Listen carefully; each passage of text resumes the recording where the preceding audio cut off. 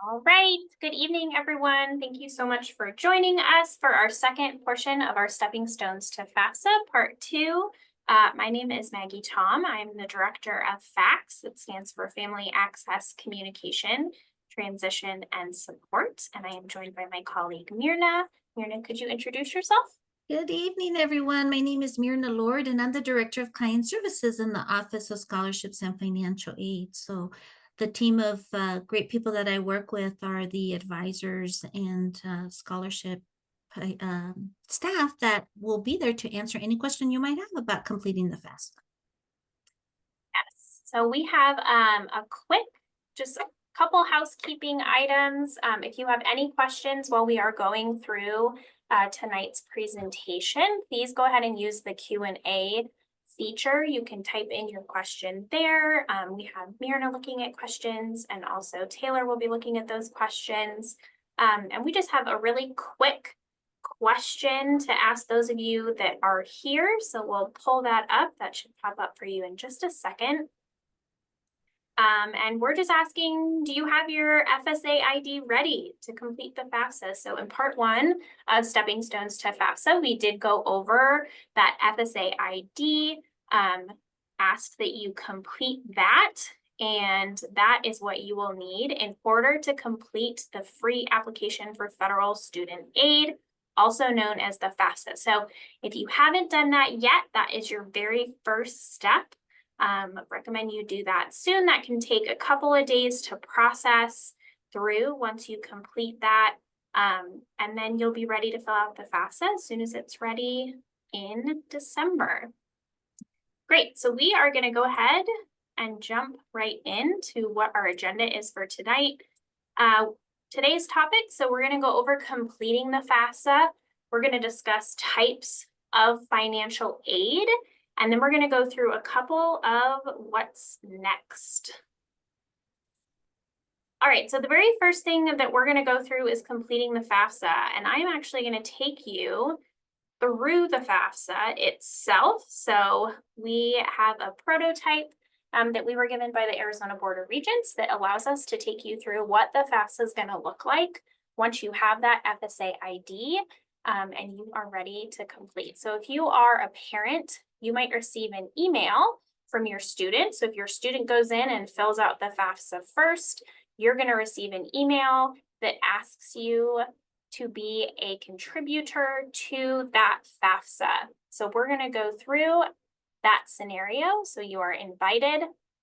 So your student has filled out their FAFSA, and now you get this email that is asking you to help complete your kiddo's form, Rhea's form. So it's going to be made out to you, and it'll say that your student can't be eligible for federal student aid without your input. So you need to help them complete that free application for federal student aid. And providing that information is going to open them up to getting federal Pell Grants, student loans, state financial aid, and possibly school aid. So once you complete the FAFSA, you'll know if your student is eligible for different types of aid. So you're going to log in with your FSA ID. That's why it's super important to complete that step first. You can't fill out a FAFSA without an FSA ID. So you're going to click log in here. Then you're going to log in with your FSA ID and password. And again, it's going to have your student's name. Wants your help on that FAFSA form. You're going to accept that invitation.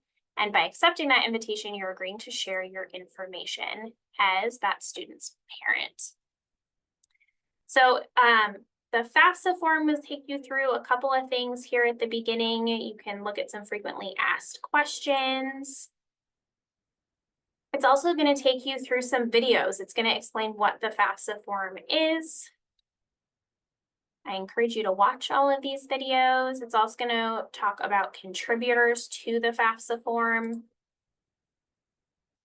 what to expect on that form as a contributor, and what happens after you submit that FAFSA form. So we're going to go ahead and click Start the FAFSA form. And like I said, I'm going to take you through this. So First, it's going to ask for the parent identifying information. So all of this will already be in there because you already did your FSA ID. You're going to put in your permanent mailing address. And then this portion is going to say that your consent and approval are needed to receive and disclose federal tax information. With your consent and approval, we can obtain tax return information automatically from the IRS. So what you're consenting to here is that the IRS will automatically and safely take your tax information and load it into your FAFSA. This consent and approval is mandatory on the FAFSA.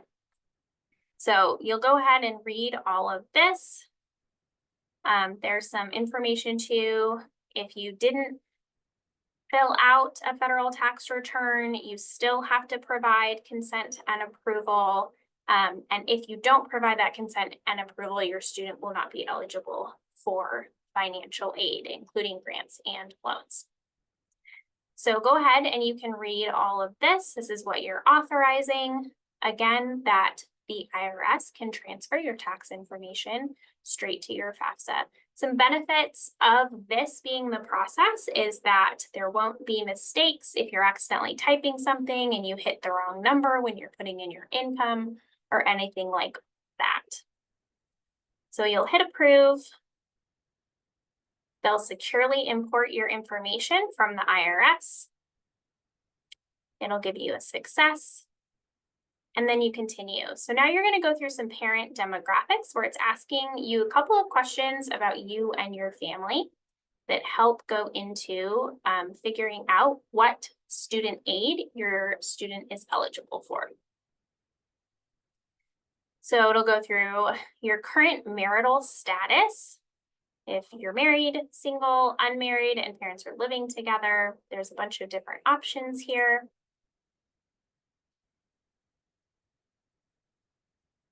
If you are married, it might ask you to invite the parent, spouse, or partner to that FAFSA form. So if you have a spouse, you will go ahead and enter their name and information here.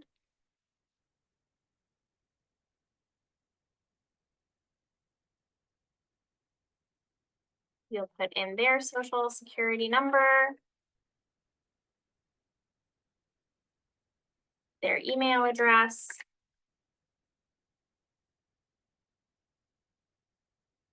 and just like you received that invitation as a contributor to fill out the FAFSA, your spouse will as well.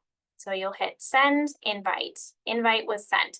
So make sure you have the correct social security number and also the correct email address. So then you'll go ahead and do your state of legal residence. When you started living in that state. Obviously, I'm just coming up with information to put in here. You'll put all of your information in here. Then it's going to go through some extra questions on parental finances.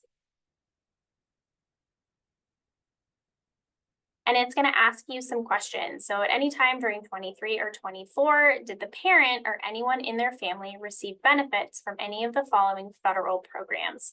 So there's a list of federal programs here, including an earned income credit, federal housing assistance, special supplemental nutrition program for women, infants, and children, also known as WIC.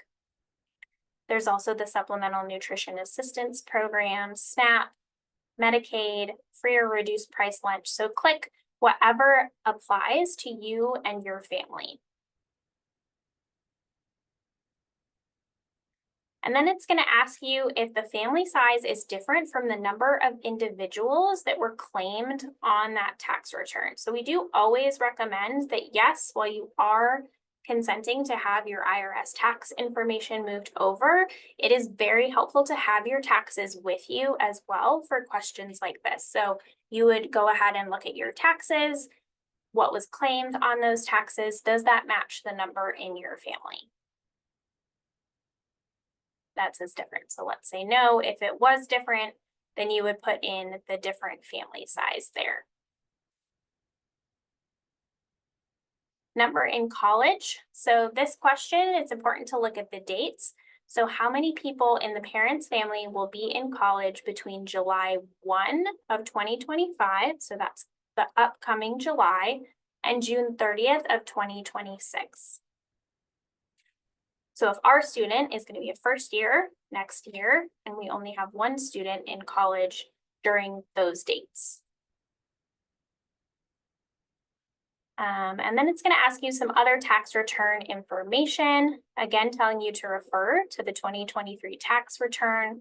So another reason why it's super important to have those taxes in front of you. It's going to ask about IRA rollovers into another IRA or qualified plan.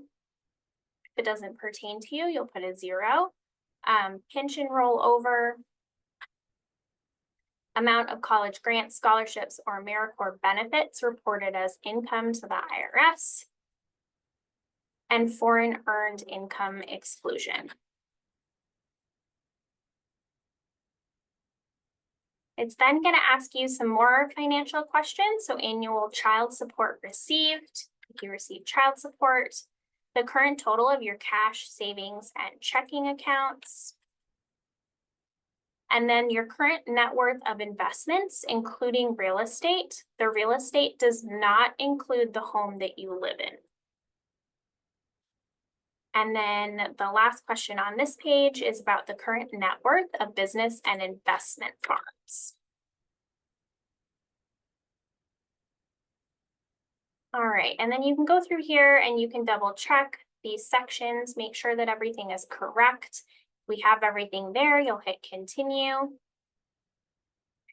Then you're going to come to the sign and submit your FAFSA form. So you'll read this just to make sure that you understand the terms and conditions of that FAFSA form. And then you will click that you agree to the terms and outlines listed above. You'll sign and submit that form. So then the FAFSA form will not be completed until all required, I can't get that to move, but it says until all required contributors have filled out what they're supposed to. So because you put in your spouse's information and they are a required contributor, your spouse would then need to go in and fill out the FAFSA form as well before that FAFSA form would be considered completed. So anybody who gets that contributor email in your household needs to complete the FAFSA before it is considered completed. You'll check your email then when that is finished, once both contributors or just one contributor, whoever is required to fill out the FAFSA form, once that's been completed, you will get sent to your email what is called an SAI. You'll be able to log in and see what that is, and that is the Student Aid Index. And we're going to talk about that next. So as you can see, pretty easy to fill out the FAFSA, really didn't take us that long. Take your time, go through the questions, have your taxes with you. Our recommendation is always if you and your student can sit down and do them together, that's great. Have your student complete it, then you complete it. If your spouse needs to complete it, they can then complete theirs as well, so you can finish it all in the one sitting. So we fill out our FAFSA. And a lot of times we want to know, okay, why do we fill out the FAFSA? Yes, we want to make sure that our students, we can see what they're eligible for in financial aid, but how does the FAFSA do that? And what exactly does it do? So the last time we met, we talked about cost of attendance. So that's the estimated amount that it will cost to attend school somewhere. And remember, that's made up of our indirect and our direct costs. So that's there on the left. Cost of attendance, we take that and we then subtract the student aid index. So that is the number that is determined by a completed FAFSA. So when you go in and complete that FAFSA, the government looks at all the information that you put in there and it comes up with that SAI. Schools then take that SAI, they subtract it from the cost of attendance, and what we're left with is something called financial need. And what that financial need is what we're trying then to fill with financial aid.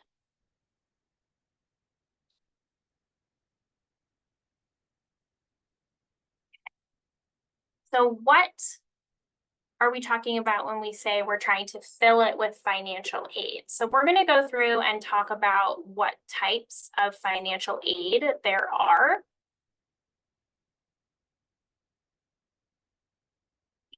Just a second.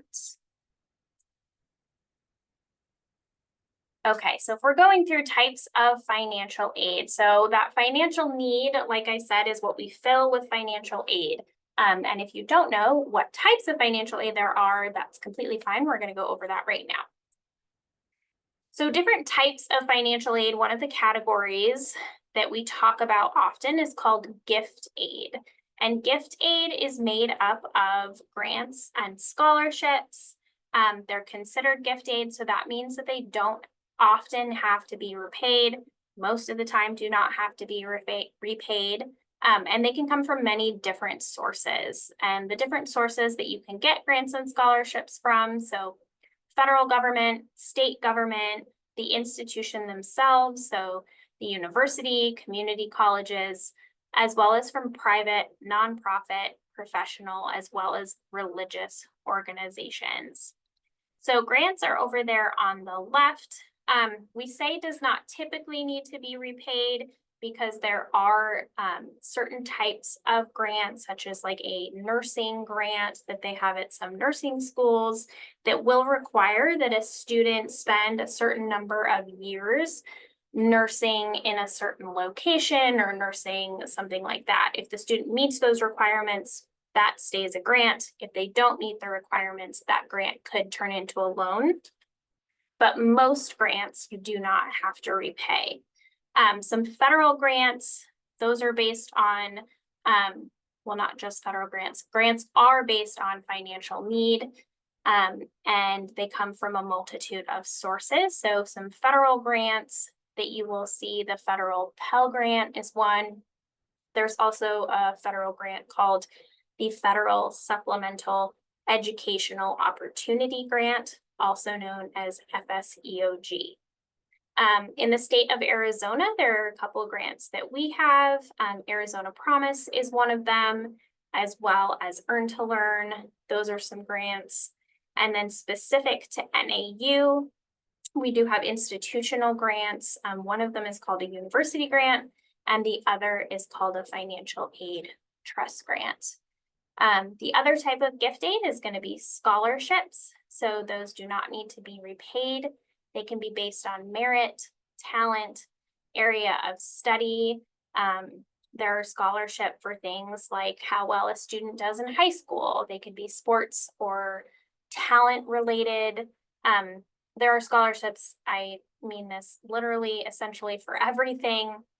Some scholarships a student will be automatically reviewed for, like a merit scholarship. So you'll often hear the term merit scholarship. And merit scholarships are one that a student is often automatically reviewed for when they apply to a university or a college. And a lot of other scholarships your student will need to apply for directly. NAU, we're lucky we have an amazing scholarship source. It's called Scholarship Universe, which is an online database that contains thousands of scholarships and helps students figure out which ones they can apply for, and matches them to those scholarships. One thing that we like to express, it is super important to begin looking for scholarships early. We recommend if you are a senior that you are already beginning to look for scholarships and at scholarships. So the other type of financial aid, the other bucket that we kind of talk about, falls under the term of self-help aid. So federal work study and federal loans are considered self-help aid. That means that they either need to be earned or they need to be paid back. So federal work study, students who receive this financial aid award earn the funding by getting a part-time job on campus. And then when they are paid, a portion is going to be paid from this federal work study award, and the other portion of their paycheck is going to be paid from the university. There are some opportunities to utilize a federal work-study award off campus, as campuses do contract with some off-campus sites as well. So if your student gets their financial aid offer letter and they see federal work-study on that, just know that the student will need to find a job on campus to be able to earn those funds. Federal loans, so that is over there on the right-hand side. Loans are offered to students that are enrolled at least half time. So that's 6 units for an undergraduate student. And this type of financial aid is borrowed money that will need to be repaid with interest. That means that the amount that is paid back will typically be larger than the amount that's borrowed. And under federal loans, there's a couple of different kinds of loans. So there's a direct subsidized loan, and these loans do not accrue interest while the student is in school at least half time. A direct unsubsidized loan accrues daily interest after the first disbursement. And those loans, the interest begins to accrue as soon as that loan disperses. So that means once that loan goes to pay charges on the student's account, that's what disperses means. Then we also have federal plus loans, and those are for 2 different types. There's one for family members, so parent plus loan. There is also graduate plus loans for our graduate students. And then federal nursing loans. Those are the 4 types of federal loans.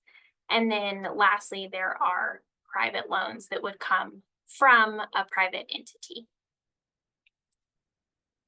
So to pay back or not to pay back, so a subsidized loan, we do have to pay back. An unsubsidized loan, we do have to pay back. Grants, we do not have to pay back.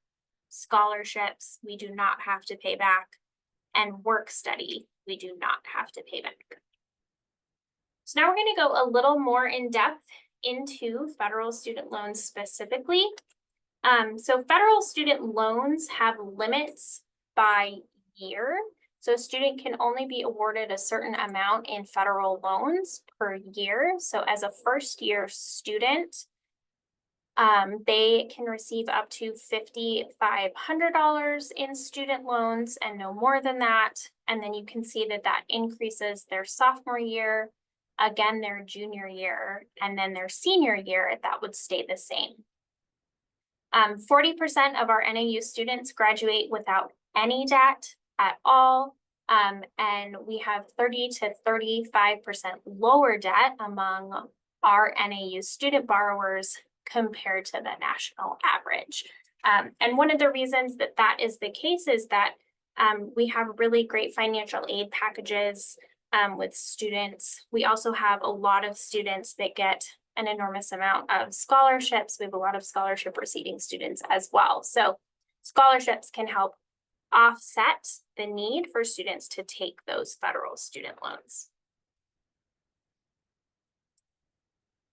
As far as scholarships go, we'll dive in a little bit more to different types and steps that you should follow in that scholarship process. So different types of scholarships, like we talked about just a minute ago, we have merit scholarships. So those are the ones that are going to be based on high school GPA.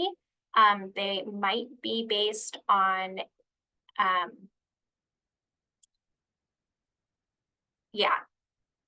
they'll be based on your high school GPA. I just lost my train of thought. I apologize.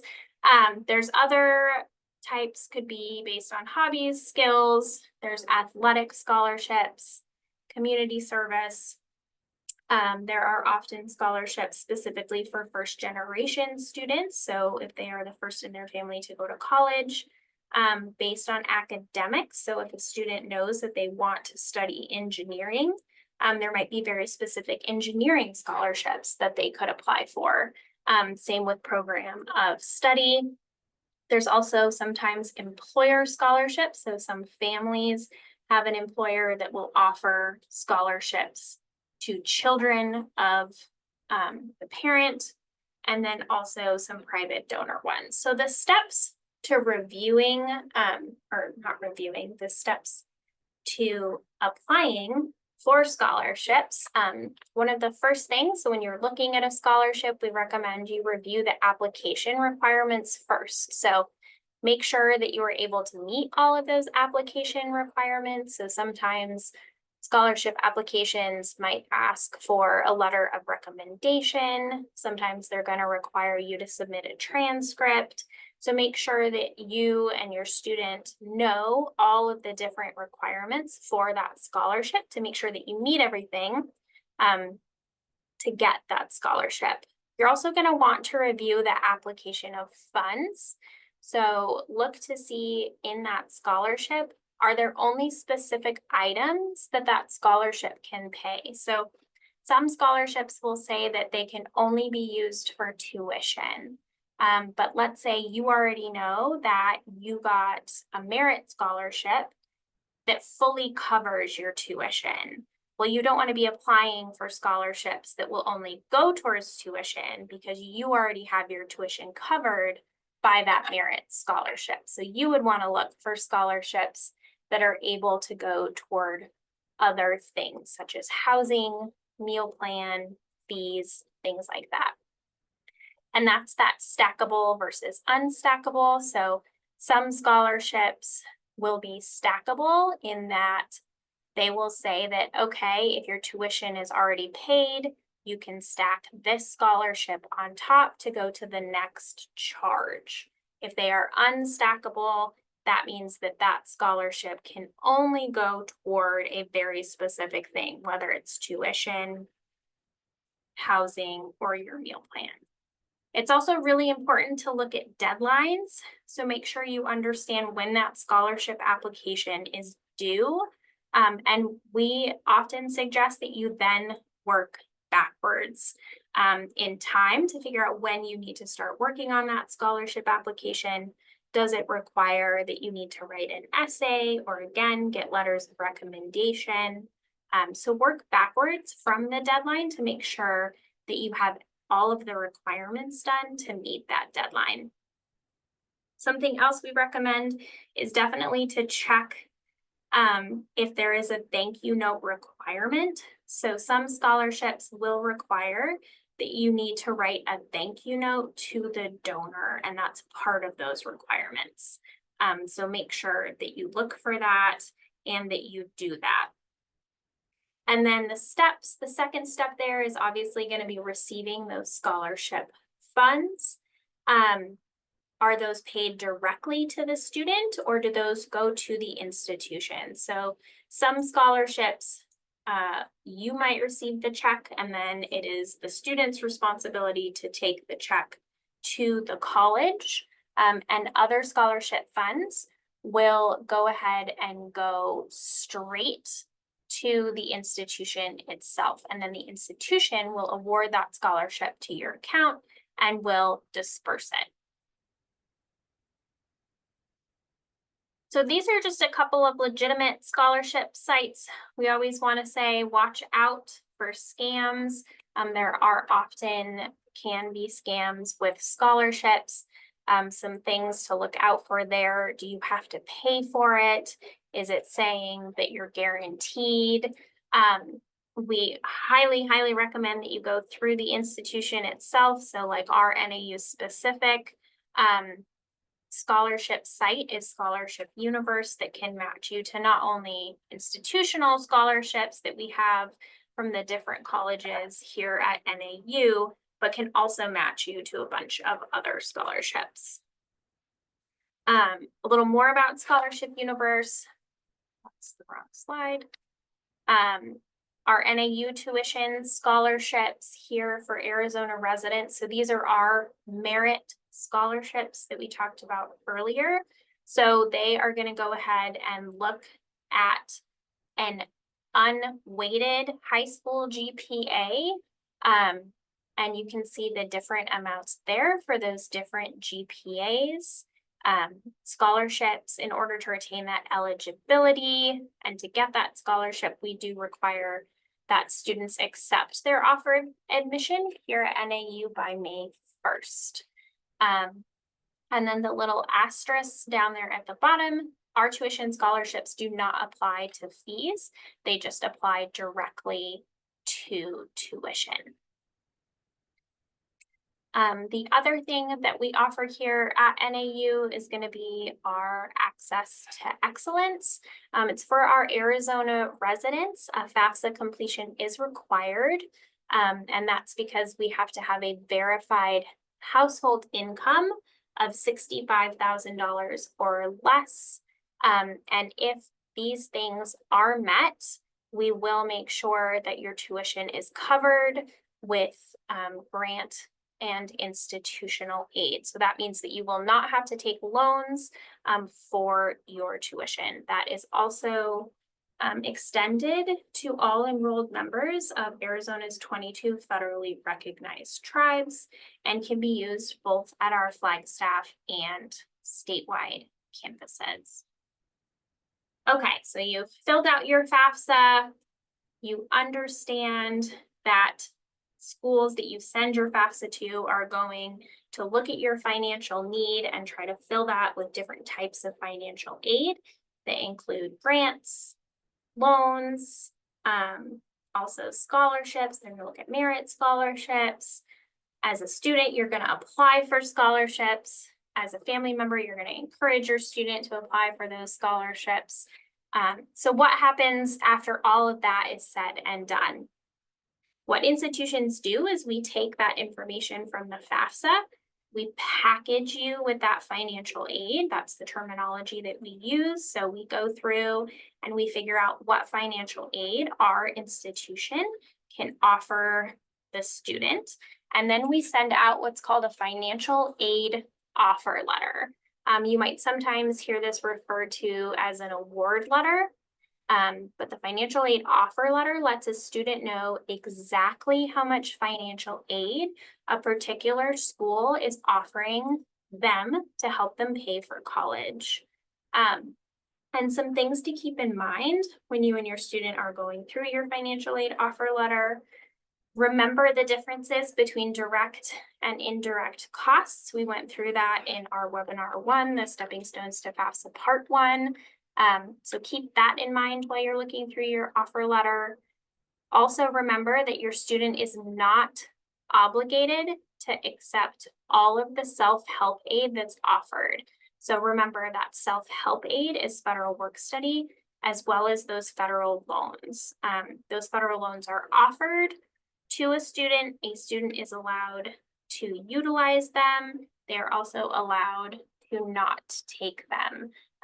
One thing we like to remind students is that those federal loans, if you don't take them, are still available to you later. So if in August you say, I don't need those loans, and then in November, you realize that, oh gosh, that other scholarship, I didn't end up getting it, or, I still have a little bit of a bill left, you can go to the financial aid office and you can talk about taking those loans in November. So your eligibility is there all year. So if you originally say no, you can always go back to the financial aid office and see what your options are.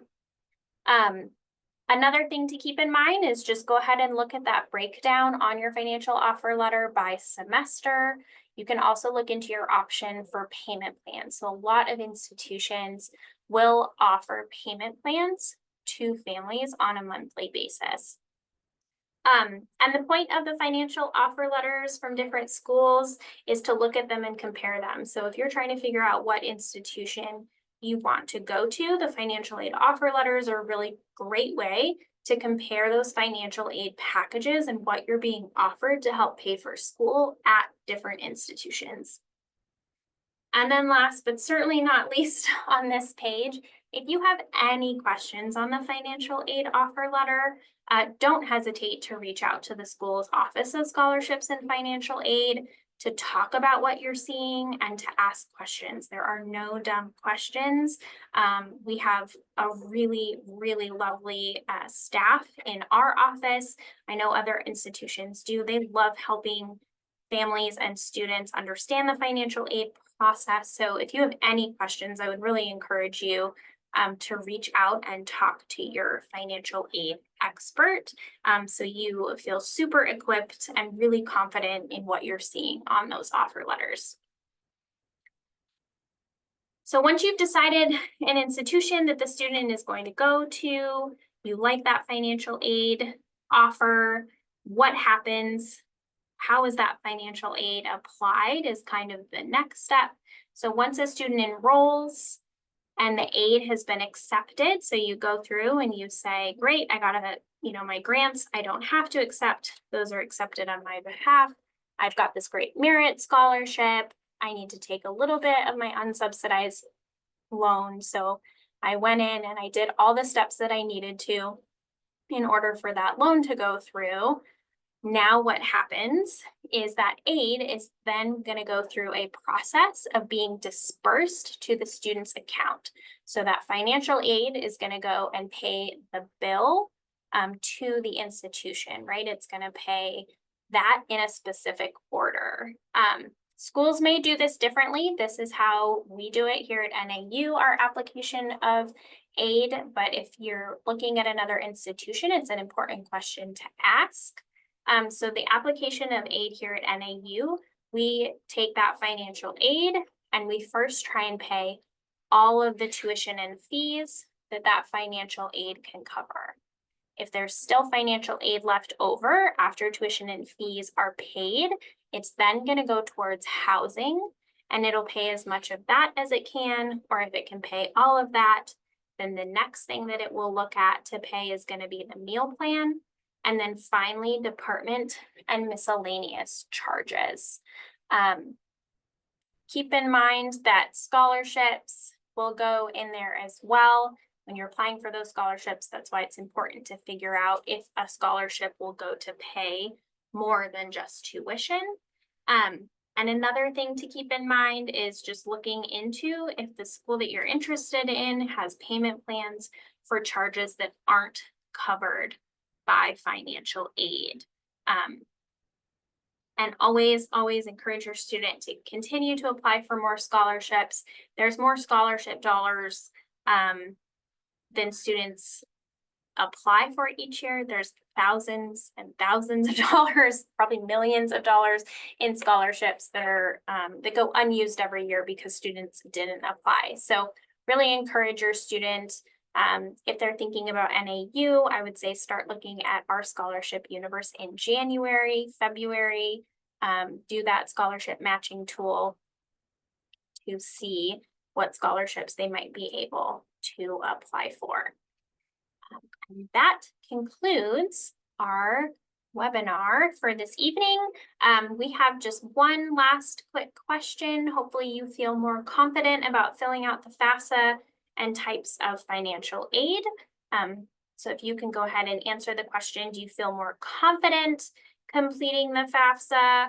And if you don't feel confident filling out the FAFSA, that's okay. That's why we have financial aid offices and experts. We do have their email there. If you have any questions, like Myrna said at the beginning of our webinar, our financial aid office is filled with really, really wonderful humans that would love to help answer any questions that you have. You can reach them at financial.aid@nau.edu. And similar to last time, this webinar will be available to view again. We will email you a copy of it tomorrow with some helpful links about the FAFSA. Go ahead and get that FSA ID done. So when the FAFSA is live in December, you'll be able to fill that out.